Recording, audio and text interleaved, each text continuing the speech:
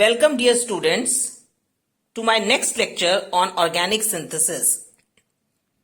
पिछले लेक्चर में हमने इंपॉर्टेंट टर्म्स के बारे में जाना था, जैसे कि target molecule, disconnection, retrosynthesis analysis और disconnection approach, retrosynthetic arrow, synthons, functional group interconversion FGI और सिंथेटिक इक्विवेलेंट्स के बारे में पढ़ा था।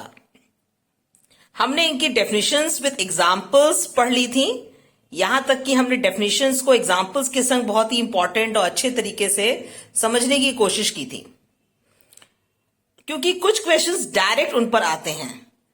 आज मैं आपको जो बताने जा रही हूं, इसमें भी क्वेश्चंस आते हैं। आपको सिंथॉन्स दे दिए जाएंगे और आपको सिंथेटिक इक्विवेलेंट क्या होगा पूछा जाता है। सिंथेटिक इक्विवेलेंट क्या होगा, इसको जानने के लिए आपको सिंथॉन्स और उससे रिलेटेड सिंथेटिक इक्विवेलेंट जब आप एक्सप्लेन करेंगे तो उसको डेफिनेशंस के संग आप साथ में बताइएगा।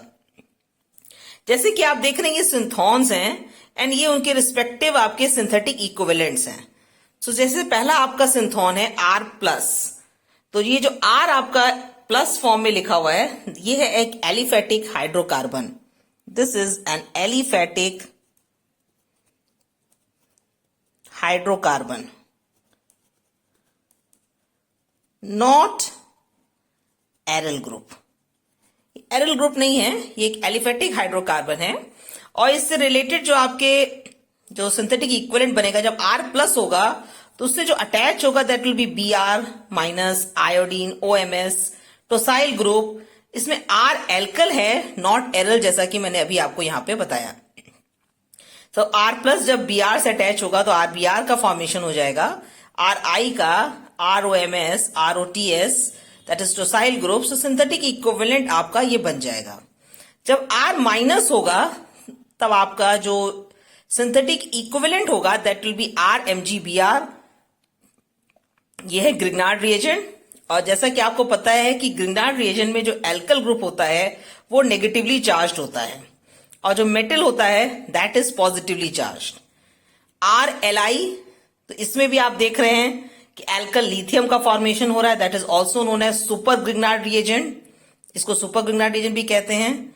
और लिथियम, कॉपर और ये डाई एल्कल ग्रुप लगा है, that means dialkyl copper lithium.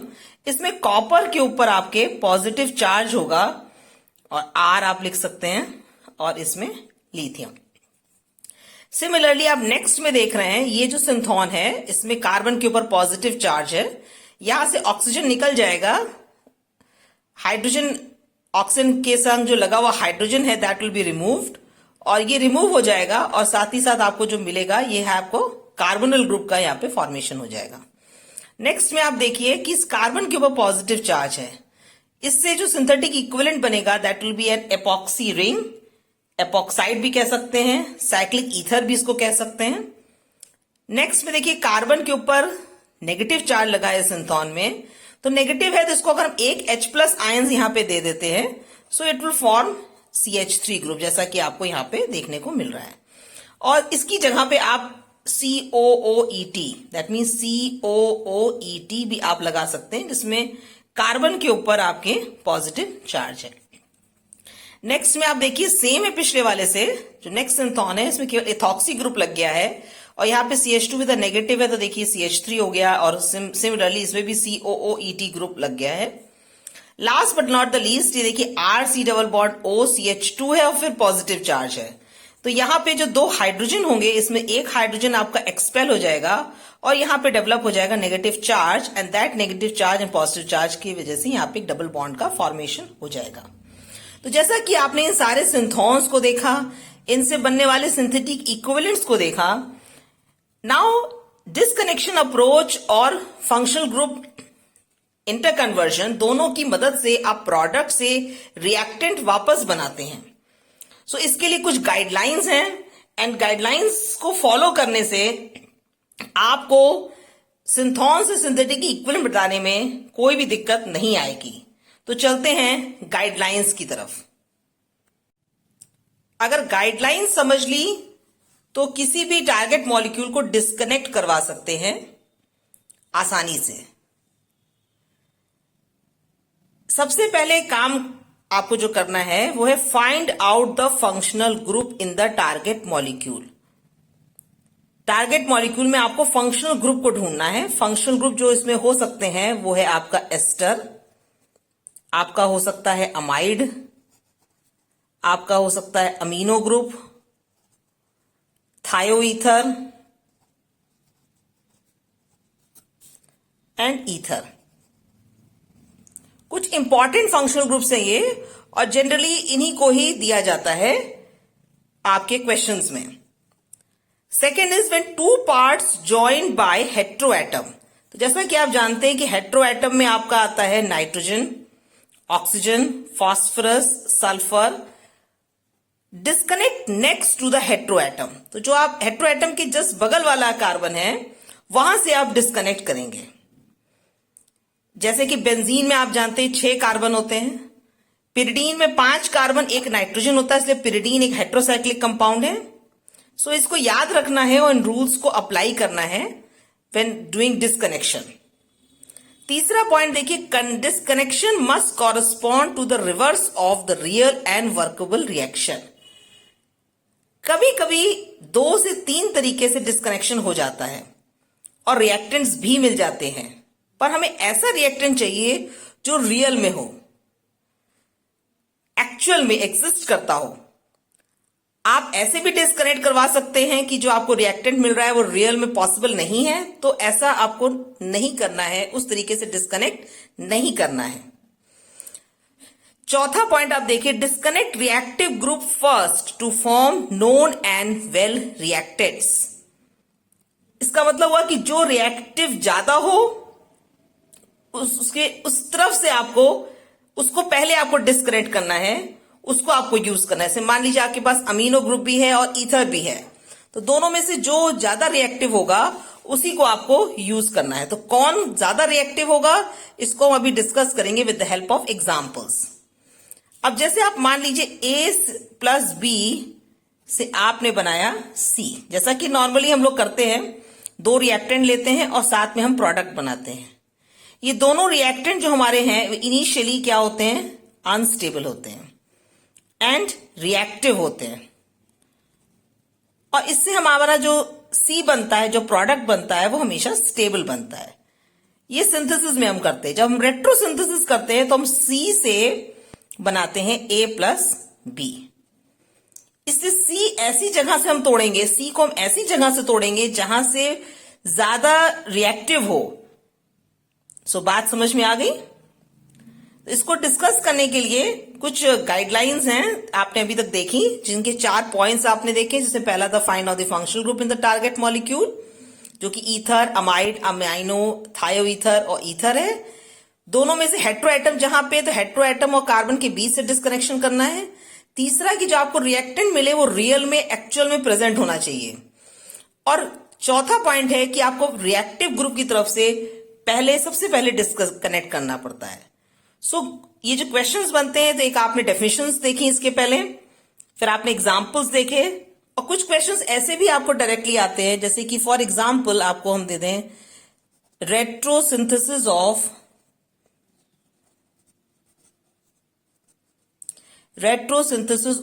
2,4-D। अब 2,4-D क्या है, ये हम इसके बारे में पहले ही आपको बता चुके हैं। 2,4-D क्या है? 2,4-डाइक्लोरोफिनॉक्सी एसिटिक एसिड, जो भी हम लोग पहले डिस्कस कर चुके हैं। 2,4-D फिनॉक्सी एसिटिक एसिड अगर आप बनाते हैं तो उसका स्ट्रक्चर कुछ इस तरीके से बनेगा।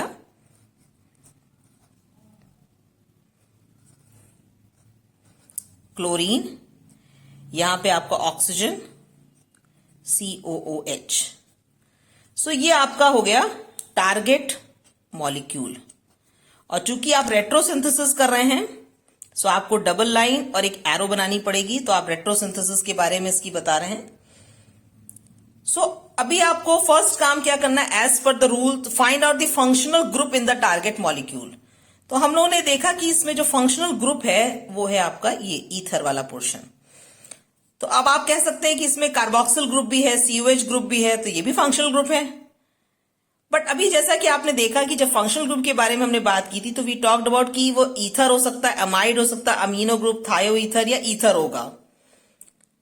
हमें डिस्कनेक्शन के लिए इन्हीं को प्रेफरेंस देना है।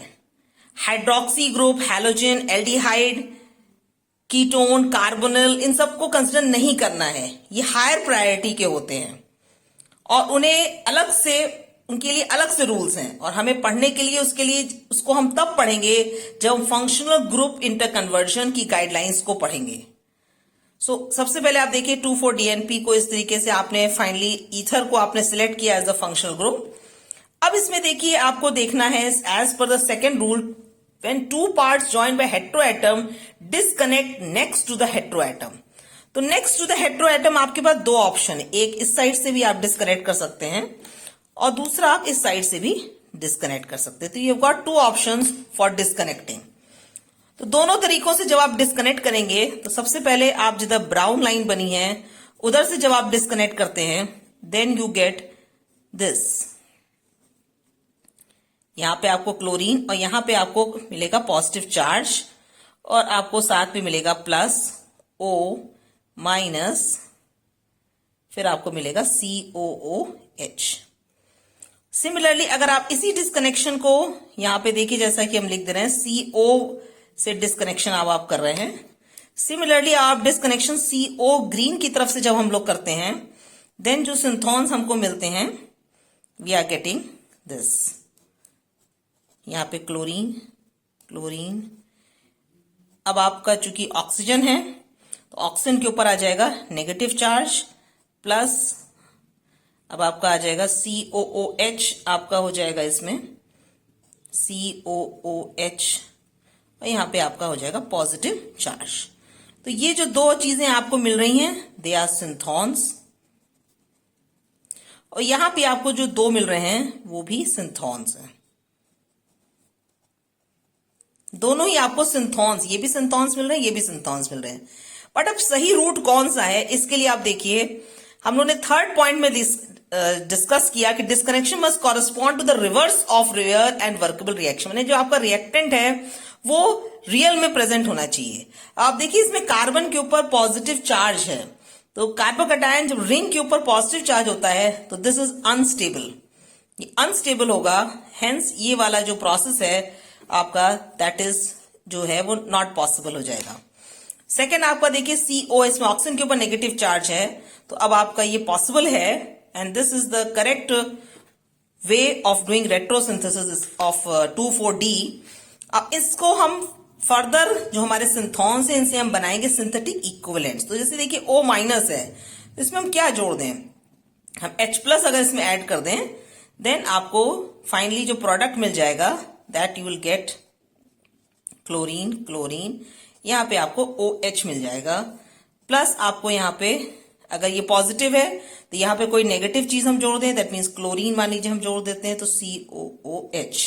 तो इस तरीके से आपको दोनों जो मिले ये हैं आपके सिंथेटिक इक्विवेलेंट्स,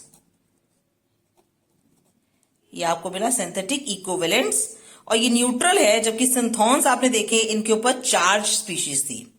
तो जब भी रेट्रोसिंथेसिस आपको 2,4-D की लिखनी होगी तो इसी तरह से लिखेंगे, बट ये अभी कंप्लीट नहीं है। इसको कंप्लीट तब माना जाएगा जब आप इसमें लिखेंगे सिंथेसिस ऑफ, अभी आपने जो लिखा दैट वाज रेट्रोसिंथेसिस, अब आप लिखेंगे सिंथेसिस ऑफ 2,4-D। इसमें कुछ भी नहीं करना है, केवल आपको वापस अपने रिएक्टेंट से प्रोडक्ट कैसे बनाते हैं ये देखिए। आपने जैसे कि अभी आपने जो फाइनल ये निकाला था और Cl COOH और इससे जो आपका प्रोडक्ट बनेगा दैट विल बी 2,4, यहां पे आपका क्लोरीन था, यहां पर भी आपका क्लोरीन था, देन ऑक्सीजन, यहां पे आपका COOH।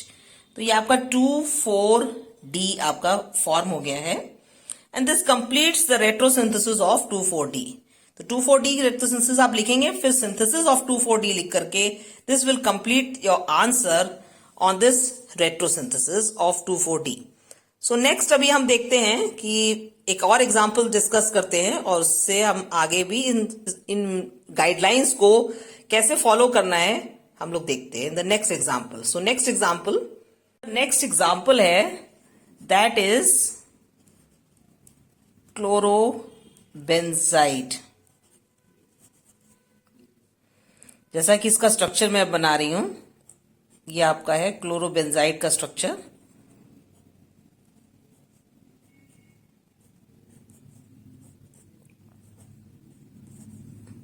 सो ये आपका हो जाएगा target molecule. This is the target molecule. चूंकि आप रेट्रोसिंथेसिस लिख रहे हैं तो आपको double line with an arrow बनाना है। अब आप ऑप्शंस को देखिए। ऑप्शन क्या है आपके पास?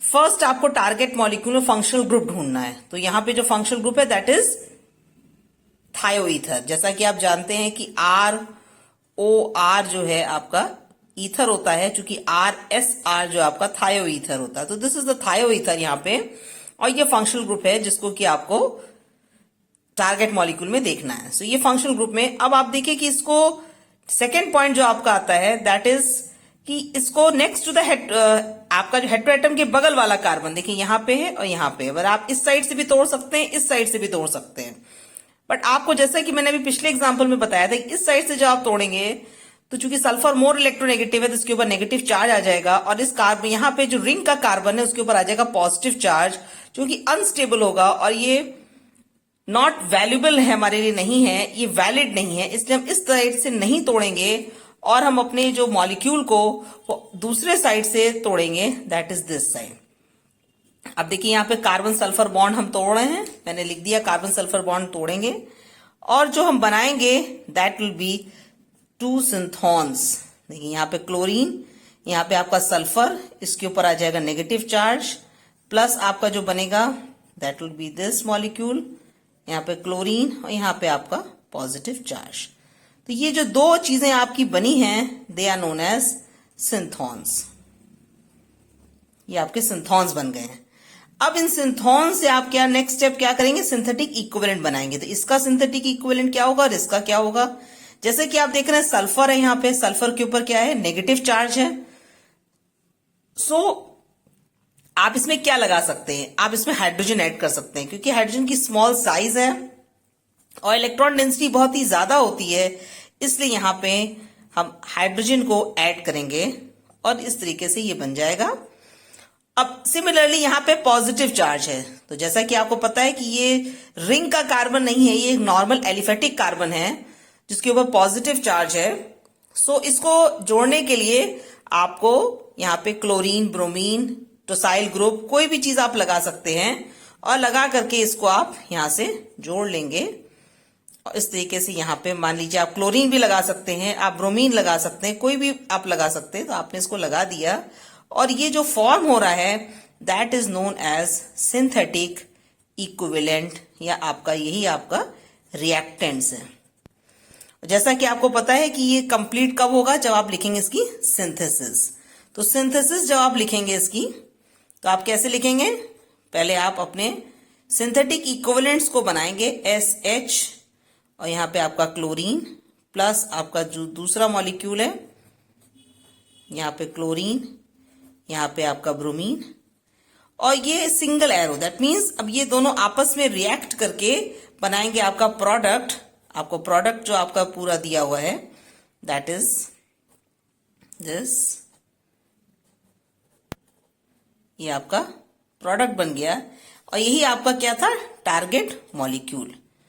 अब चूंकि ये दोनों आपस में रिएक्टेंट्स हो गए, ये ऐसे ही अटैक नहीं होगा, इसमें कुछ ना कुछ रिएजेंट की रिक्वायरमेंट होगी। तो जो रिक्वायरमेंट है यहाँ पे वो है आपका बेस। यहाँ पे एक बेस आप जब डालेंगे दैट मीन्स OH माइनस।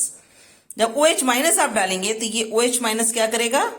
इसको चाहिए हाइड्रोजन, तो ये हाइड्रोजन यहां से ले लेगा और इस तरह से सल्फर के ऊपर आ जाएगा नेगेटिव चार्ज, और अब इसको इससे जुड़ेगा। अब कहां से जुड़ेगा? ये जुड़ने को पॉजिटिव चार्ज, अगर ये ब्रोमीन निकल जाए, एंड एज यू नो कि ब्रोमीन और क्लोरीन दोनों ही लिविंग ग्रुप्स हैं, chlorine is a better leaving group, but chlorine अगर निकल जाएगा तो जो पॉजिटिव चार्ज है वो आ जाएगा रिंग के ऊपर, एंड रिंग का जो पॉजिटिव चार्ज है that is unstable, it is not valid. So इसलिए ब्रोमीन आपका निकलेगा एज Br माइनस, और positive charge will be left on the carbon, ये यहाँ पे जो कार्बन है इसमें पॉजिटिव चार्ज रह जाएगा और फिर ये जो नेगेटिव वाला पोर्शन है ये आपका जाकर के पॉजिटिव से जुड़ जाएगा और आपका प्रोडक्ट जो कि टारगेट मॉलिक्यूल है क्लोरोबेंजाइड विल बी फॉर्म्ड।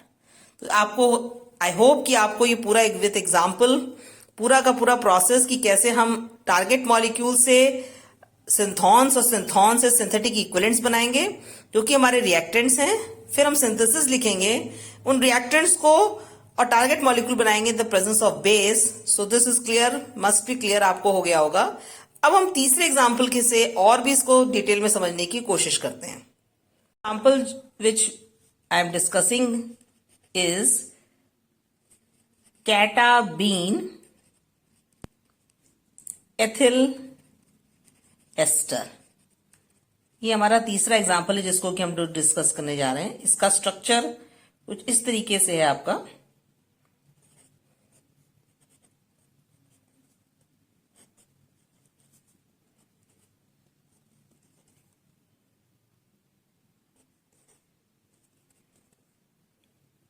इस तरीके से आपका है। अब आप इसकी रेट्रोसिंथेसिस कर रहे हैं तो that is double line with an arrow और ये जो हमारा जो बना है that is the target molecule. ये हमारा टारगेट मॉलिक्यूल है। अब जैसा कि हम जानते हैं कि हमारा जो पहला रूल जैसा कि हमने पढ़ा हुआ है कि find out the functional group in the target molecule.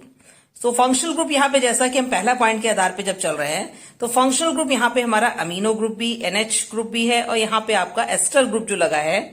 तो अमीन और एस्टर यहां पे दो फंक्शनल ग्रुप आपको मिल रहे हैं, एक अमीन आपको मिल रहा है और दूसरा आपको एस्टर मिल रहा है।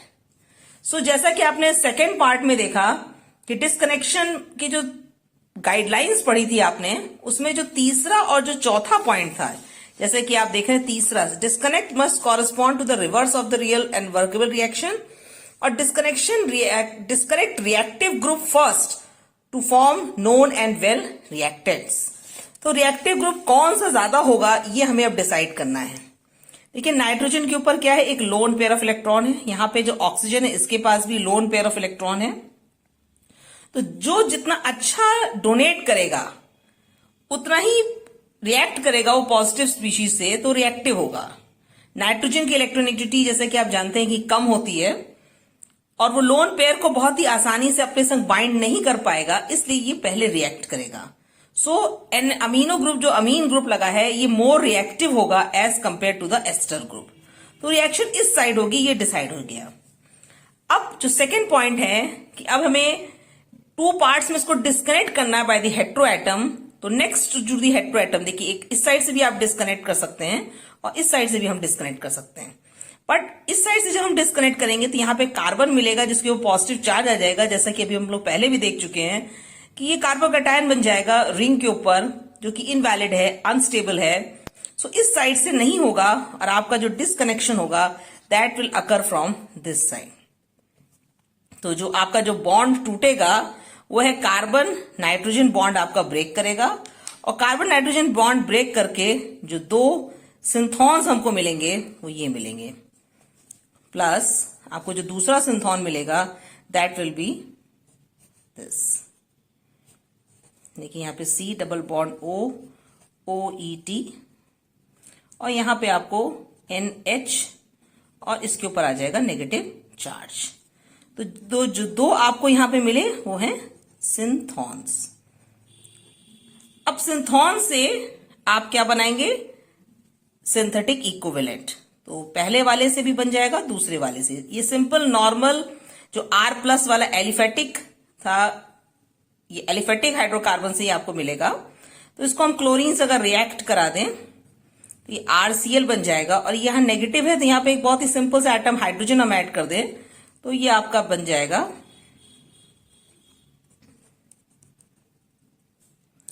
NH2। ये दो बन गए।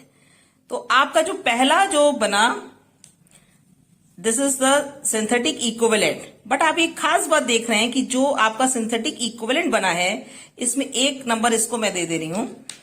ये जो दूसरा वाला सिंथेटिक इक्विवेलेंट बना है फर्दर इसमें देखिए आप NH2 ग्रुप है और COOET ग्रुप है। सो पहला जो रूल था कि आपको इसमें एक रूल आपने देखा कि जिसमें आपने कौन ज्यादा रिएक्टिव है उस बेस पे डिसाइड किया था और सेकंड वाले में आप देख रहे हैं कि अब आपको डिसाइड करना है कि इस वाले इन दोनों में से कौन ज्यादा रिएक्टिव होगा। तो सिमिलरली जैसे कि अपने ये वाला अगर ज्यादा नाइट्रोजन लेस इलेक्ट्रोनेगेटिव है तो इधर से भी डिस्कनेक्शन पॉसिबल है, बट यहां से अगर हम डिस्कनेक्ट करेंगे तो फिर कार्बन के ऊपर आ जाएगा, रिंग कार्बन के ऊपर आ जाएगा positive charge which is not valuable और ये इनवैलिड है। तो जो डिस्कनेक्शन होगा वो ऑक्सीजन साइड से होगा। तो अब आपके पास दो ऑप्शन है, इस साइड से और इस साइड से। तो इस साइड वाला फिर रिजेक्ट हो जाता है बिकॉज यहां पर भी रिंग के कार्बन के ऊपर पॉजिटिव चार्ज आ जाएगा। तो हम डिस्कनेक्शन केवल यहां से कर सकते हैं। सो इसमें खास बात आपने क्या देखी कि डिस्कनेक्शन आपने एक स्टेप में किया, बट जो प्रोडक्ट बना उसमें फर्दर डिस्कनेक्शन हो सकता है। तब तक आपको डिस्कनेक्शन करना है जब तक कि आपको फाइनल सिंथॉन्स ना मिल जाए। तो फर्दर आप इसको आप जब डिस्कनेक्ट करेंगे तो अब आप देखिए, अगर इसके ऊपर हम इस तरीके से डिस्कनेक्ट कर देते हैं यहां से, देन यहां पे अगर ऑक्सीजन की तरफ से डिस्कनेक्ट करते हैं तो इसके ऊपर कार्बन के ऊपर आ जाएगा पॉजिटिव चार्ज। देखिए यहां पर भी अगर हम इसको एक्सपैंड करके बनाएं तो C डबल बॉन्ड O, ये आपका है CH2 और ये है आपका CH3।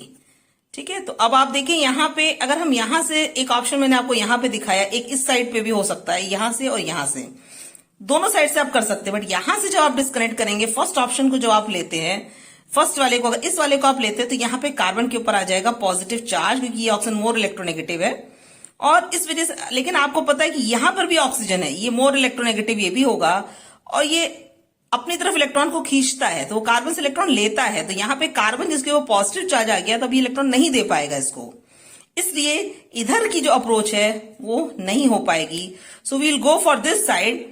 यहां पर से आपका जो डिस्कनेक्शन है वो हो जाएगा एंड द प्रोडक्ट जो आपको मिलेगा that will be like this.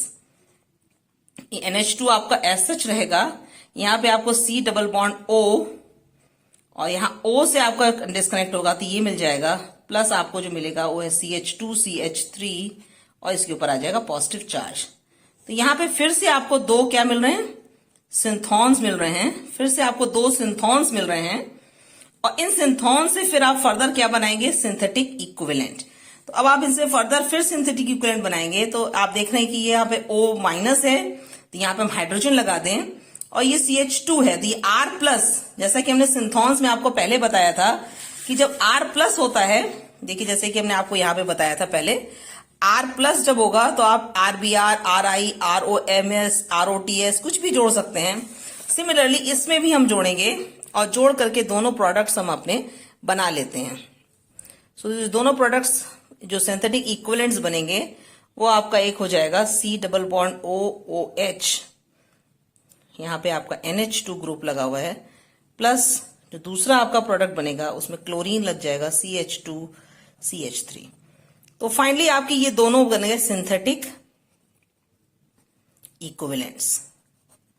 तो जैसे कि आपको पता है कि इसकी यहां तक आपका कंप्लीट हो गया। अब आप देखिए एक नंबर पे आपका ये बन रहा था, एक नंबर पे ये बन रहा है, 2 नंबर पे आपका ये बन रहा है और 3 नंबर पे आपका ये 3 आपके बन रहे हैं सिंथेटिक इक्विवेलेंट्स इस पूरे प्रोसेस में। क्योंकि जो सेकंड वाला था ये फर्दर डिसोसिएट कर गया, रेट्रोसिंथेसिस ने की और फाइनली आपको ये 3 सिंथॉन्स मिलते हैं।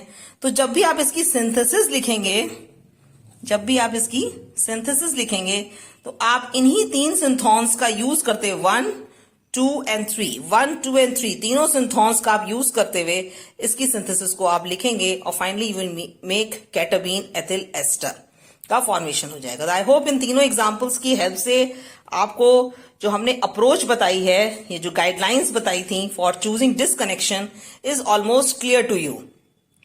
ये 3 एग्जांपल्स की मदद से आपको एकदम क्लियर हो गया होगा। अब हम अपने नेक्स्ट लेक्चर में आपको जो रूल्स या guidelines for functional group inter conversion वो मैं आपको डिटेल में बताऊंगी।